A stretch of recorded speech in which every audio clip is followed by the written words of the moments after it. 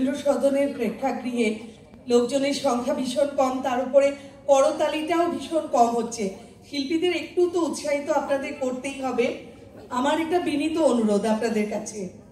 আর আরো একটা অনুরোধ, যারা রবীন্দ্র সদনের সদস্য এবং সদস্য, আমাদের বাইরে রবীন্দ্র সদনের পেছনে টিফিনের ব্যবস্থা আছে, অনুগ্রহ করে নিজেরা নিয়ে নেবেন।